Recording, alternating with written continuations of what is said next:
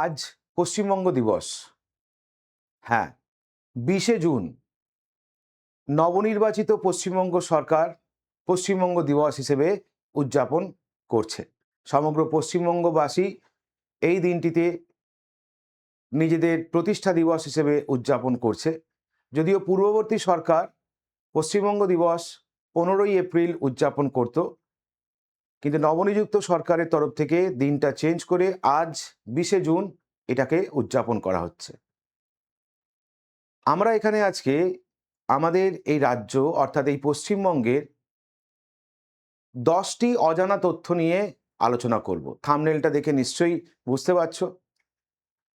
তো চলো আজকে আমরা শুরু করব পশ্চিমবঙ্গ রিলেটেড 10টা অজানা তথ্য, যে তথ্য দিয়ে আগামী পরীক্ষায় বা কম্পিটিটিভ এক্সামে আমার প্রশ্ন আসতেই পারে, বা বিগত বছরগুলোতে এখান থেকে কিন্তু প্রশ্ন এসছে। নমস্কার, আমি Prakash Mukherjee. Welcome to Edu Knowledge YouTube channel.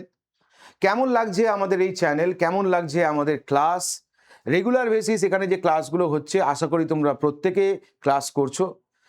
প্রত্যেক দিন সকালবেলা 7:30টায় এখানে ডিসিএ মানে ডেলি কারেন্ট অ্যাফেয়ার্সের ক্লাস হয়।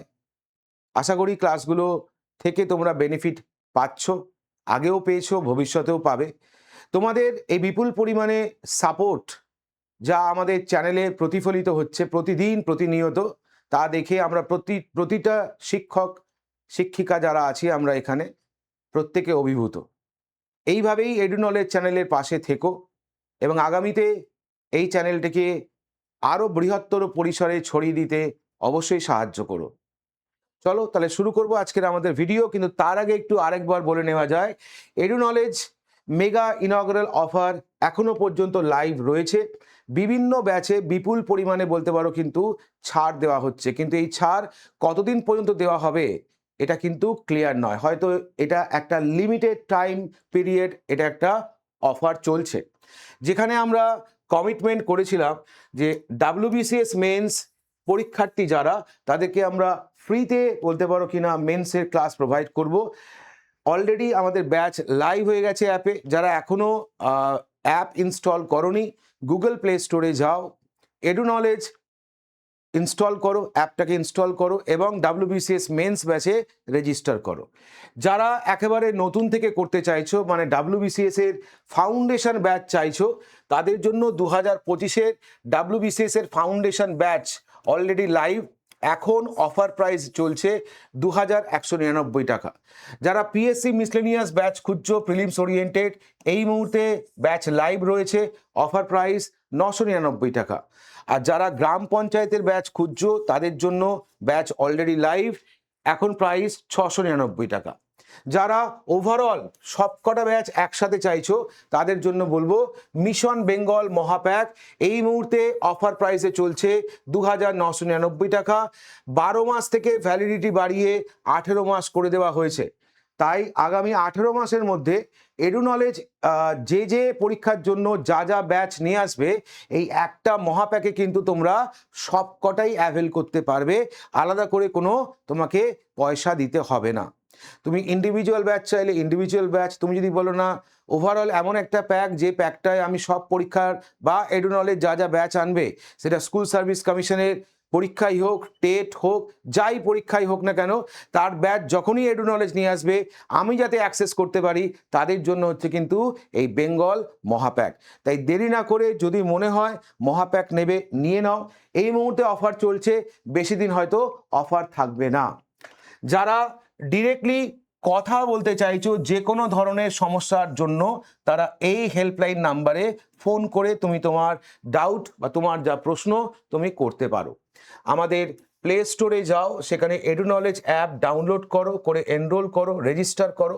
যারা ওয়েব ভার্সনে ক্লাস করবে তাদের জন্য এখানে ওয়েবসাইট অ্যাড্রেসও দেওয়া আছে, তার মাধ্যমেও তোমরা ক্লাস করতে পারো। এবার পশ্চিমবঙ্গ সম্পর্কে 10টি অজানা তথ্য, যে তথ্যগুলো দিয়ে আমি আগেই বলেছি যে পরীক্ষায় প্রশ্ন আসে, বিগত পরীক্ষাতেও এসছে, আপকামিং বলতে পারো পরীক্ষাগুলোতে ক্ষেত্রেও আমরা আশা করতে পারি। যার মধ্যে প্রথমেই মনে রাখতে হবে, পশ্চিমবঙ্গ ভারতবর্ষের মধ্যে এমন একটা রাজ্য যেখানে তুমি পর্বত পাবে, যেখানে তুমি সমতল ভূমি পাবে, যেখানে তুমি সাগর পাবে।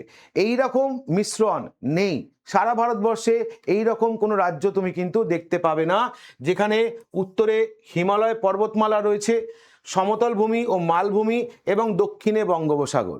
একমাত্র ভারতীয় রাজ্য যা তুষারাবৃত পর্বত থেকে সমুদ্র সৈকত পর্যন্ত বিস্তৃত। এটা আমাদের কাছে বলতে পারো কি না একটা গর্ব। আন্তর্জাতিক ও কৌশলগত সীমানা যদি আমরা দেখি, তাহলে বাংলাদেশ, নেপাল ও ভুটানের সাথে আন্তর্জাতিক সীমানা শেয়ার করছে কে না পশ্চিমবঙ্গ। আবার ঠিক একই রকমভাবে যদি আমরা জাতীয় সীমানা দেখি, তাহলে 5টা রাজ্য আসাম, সিকিম, বিহার, ঝাড়খণ্ড এবং ওড়িশা সঙ্গে বলতে পারো বাউন্ডারি শেয়ার করছে ওয়েস্ট বেঙ্গল। রাজ্যের মোট আয়তন 88,752 বর্গ কিলোমিটার। তাহলে এখান থেকে পরীক্ষার প্রশ্ন, ইন্টারন্যাশনাল বর্ডার শেয়ার করছে কোন কোন রাজ্যে, কোন কোন কান্ট্রির সাথে পরীক্ষার প্রশ্ন হয়, বা বলতে পারো কি না রাজ্য ভিত্তিক বর্ডার শেয়ার করছে কোন কোন রাজ্যের সাথে, এটা দিয়েও কিন্তু পরীক্ষার প্রশ্ন হয়।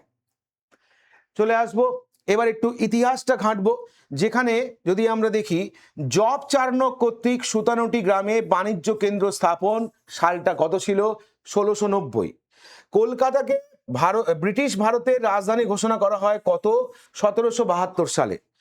বেঙ্গল রেনেসা শিল্প সাহিত্য শিক্ষা কেন্দ্র হয়ে ওঠে আমাদের এই বাংলা 19বিংশ শতাব্দীতে, এবং রাজধানী কলকাতা থেকে দিল্লি স্থানান্তর হয় কবে না 1911। প্রত্যেকটা সাল থেকে পরীক্ষায় প্রশ্ন এসছে। ব্রিটিশ ভারতের রাজধানী ছিল আমাদের কলকাতা, আমরা জানি কোন সাল পর্যন্ত না 1911 সাল পর্যন্ত। জব চার্নক প্রথম বলতে পারো 1690 সালে 57টি গ্রামে বাণিজ্য কেন্দ্র স্থাপন করে। 1772-এ কলকাতাকে ব্রিটিশ ভারতের রাজধানী ঘোষণা করা হয়। 19বিংশ শতাব্দীতে এই কলকাতা বেঙ্গল রেনেসা শিল্প সাহিত্য শিক্ষার কেন্দ্র হয়ে ওঠে। 1911-তে রাজধানী কলকাতা থেকে দিল্লি স্থানান্তরিত হয়। ভারতের অন্যতম গর্ব মেট্রো, হ্যাঁ সেই মেট্রো প্রথম কিন্তু হয় আমাদের এখানেই, অর্থাৎ পশ্চিমবঙ্গে, কলকাতা মেট্রো। এই কলকাতা মেট্রো 1949 সালে ডক্টর বিধানচন্দ্র রায় কর্তৃক প্রথম পরিকল্পনা করা হয়। 1972 সালে প্রধানমন্ত্রী ইন্দিরা গান্ধী কর্তৃক এর ভিত্তি স্থাপন করা হয়। আর 24শে অক্টোবর 1984-তে প্রথম বাণিজ্যিক যাত্রা শুরু হয় এই কলকাতা মেট্রো, যেটাকে বলা হয় এশিয়ার পঞ্চম এবং ভারতের প্রথম আন্ডারগ্রাউন্ড রেলওয়ে। তাহলে ভারতের প্রথম মেট্রো রেল আমাদের এই কলকাতাতেই হয়। সালটা কত 1984। বহুবার এখান থেকে পরীক্ষার প্রশ্ন এসছে। শুধু তাই নয়, মেট্রো রেল যেমন প্রথম কলকাতাতে, আবার ভারতবর্ষের মধ্যে প্রথম আন্ডার ওয়াটার ট্রেন সেটাও কিন্তু আমাদের এই কলকাতা, হাওড়া, মনে আছে তো। চলে আসো নেক্সট পরেরটা। এরপর দেখো যদি আমরা পশ্চিমবঙ্গের ইতিহাসটা আরেকটু ভালো করে ঘাঁটি, সেখানে আমরা বিষ্ণুপুরের টেরাকোটা স্থাপত্যকে অস্বীকার করতে পারবো না, বা মল্ল রাজাদের যে কীর্তি যেগুলোকে আমরা অস্বীকার করতে পারবো না। মল্ল রাজাদের কীর্তির মধ্যে যদি আমরা দেখি, বাংলার চালাঘরের আদলে তৈরি ছাদ, সমতল ছাদের ওপর চূড়া যাকে একরত্ন বা পঞ্চরত্ন বলে, এছাড়া উড়িষ্যার রেখা শৈলীর প্রভাবও কিন্তু আমরা দেখতে পাই এই বাঁকুড়া বিষ্ণুপুর অঞ্চলে, তাই না?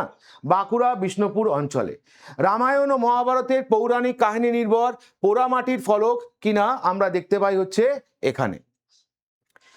শান্তিনিকেতন আমাদের গর্ব, সারা ভারতবর্ষের গর্ব, যেটা ইউনেস্কো ওয়ার্ল্ড হেরিটেজের তকমা পায় কবে 2023-এ। 17 সেপ্টেম্বর 2023-এ এটাকে ইউনেস্কো ওয়ার্ল্ড হেরিটেজ সাইটের তকমা দেওয়া হয়। 1863-তে মহর্ষি দেবেন্দ্রনাথ ঠাকুর প্রথম এটা স্থাপন করেন। 1901 সালে রবীন্দ্রনাথ ঠাকুর বিশ্বভারতী বা গুরুকুল প্রথা বলতে পারো এটা চালু করেন। দার্জিলিং হিমালয় রেলওয়ে এক ইঞ্জিনিয়ারিং বিষয় আমরা জানি, যে লাইনে এই দার্জিলিং হিমালয় ট্রেন চলে আমরা সাধারণত জানি broad gauge, metre gauge, narrow gauge এবং স্ট্যান্ডার্ড গেজ, এই 4টে গেজে ট্রেন চলে। পার্বত্য এলাকায় বা পর্বত অঞ্চলে আর যে ট্রেনটা চলে তার গেজটাকে কি বলা হয়, যার গেজটাকে বলা হয় ন্যারো গেজ, যেটার মধ্যে দূরত্ব কত, 2 ফুট, মাত্র 2 ফুট দূরত্বের হয়। 2রা ডিসেম্বর 1999 ইউনেস্কো ওয়ার্ল্ড হেরিটেজের স্বীকৃতি দেওয়া হয় এটাকে। টোটাল দৈর্ঘ্য 86 কিলোমিটার, উদ্বোধন হয় 1881-তে। এটা এক ইঞ্জিনিয়ারিং এর ক্ষেত্রে বলতে পারো একটা বিস্ময়, এই দার্জিলিং হিমালয় রেলওয়ে।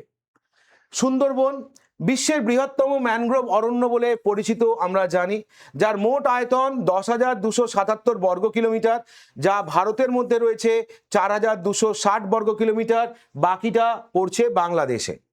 এখানে প্রধানত প্রধান বৃক্ষ বলতে গেলে সুন্দরী, গেঁয়ো, কেওড়া আমরা দেখতে পাই এবং 453টি বন্যপ্রাণী প্রজাতি, 290টি পাখি ও 42টি স্তন্যপায়ী প্রজাতি আমরা দেখতে পাই। পরীক্ষার প্রশ্ন, 1987 সালে ইউনেস্কো ওয়ার্ল্ড হেরিটেজ সাইট হিসেবে স্বীকৃত হয় কি না এই সুন্দরবন। তাহলে ইউনেস্কো ওয়ার্ল্ড হেরিটেজ সাইটের স্বীকৃতি পায় কত সালে সুন্দরবন, 1987-এ।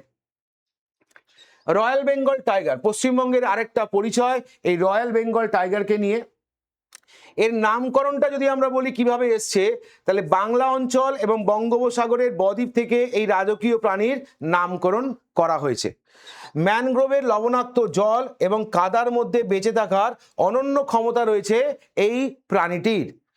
সুন্দরবন হলো এই প্রজাতির একমাত্র বলতে পারো কিনা বাসস্থল বা আবাসস্থল।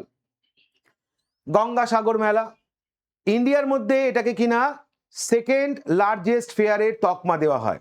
হ্যাঁ, কুম্ভ মেলার পর ভারতের দ্বিতীয় বৃহত্তম ধর্মীয় সমাবেশ, যেখানে প্রতি বছর লক্ষ লক্ষ পুণ্যার্থীর সমাগম হয়ে থাকে। গঙ্গা নদী ও বঙ্গোপসাগরের মোহনা এবং সাগরদ্বীপকে কেন্দ্র করে বলতে পারো কি না এই বৃহত্তম ধর্মীয় সমাবেশ হয়ে থাকে। প্রত্যেক বছরই আমরা এটাকে দেখতে পাই। তাহলে এক নজরে যদি আমরা পশ্চিমবঙ্গের ইম্পর্টেন্ট 10টা পয়েন্ট মনে রাখতে চাই, যেটা আমার পরীক্ষা কেন্দ্রিক হতে পারে, তার মধ্যে অন্যতম হিমালয় থেকে সাগর পর্যন্ত বিস্তৃত, 3টি দেশ ও 5টি রাজ্যের সাথে সীমানা রয়েছে পশ্চিমবঙ্গের, Santiniketan UNESCO world heritage site 2023, বিষ্ণুপুরের টেরাকোটা মন্দির যে কিনা বলতে পারো জগৎ বিখ্যাত, গঙ্গাসাগর মেলা, রয়্যাল বেঙ্গল টাইগার, বৃহত্তম ম্যানগ্রোভ, প্রথম মেট্রো, 1911 পর্যন্ত রাজধানী এবং Darjeeling railway UNESCO world heritage সাইটের তকমা 1999 সাল। এইভাবে তুমি টোটাল বলতে পারো কি না পশ্চিমবঙ্গের 10টা অন্যতম পয়েন্ট বা পরীক্ষার ক্ষেত্রে ইম্পর্টেন্ট পয়েন্ট হিসেবে মনে রাখতে পারো, যেটা তোমার WBCS, পিএসসির যে কোনো পরীক্ষা, কলকাতা পুলিশ এবং স্টাফ সিলেকশনের যে কোনো পরীক্ষায় বলতে পারো প্রশ্ন হয়েছে আগে, ভবিষ্যতেও তুমি এখান থেকে প্রশ্ন পাবে। কেমন লাগলো ভিডিওটা অবশ্যই কমেন্ট করে জানাবে। আজ পশ্চিমবঙ্গ দিবস, প্রত্যেকটা পশ্চিমবঙ্গবাসীকে অসংখ্য শুভেচ্ছা এই দিনটার জন্য। আগামীতেও তোমাদের সাথে নতুন নতুন ভিডিও নিয়ে আবারও হাজির থাকবো আমরা এডু নলেজের পক্ষ থেকে। যদি ভালো লেগে থাকে তাহলে অবশ্যই চ্যানেলটাকে একটা লাইক, একটা শেয়ার, একটা সাবস্ক্রাইব করে দাও। দেখা হচ্ছে আবারও একটা নতুন ভিডিও তোমাদের সাথে। আজ এই পর্যন্তই, সবাই ভালো থেকো। Thank you.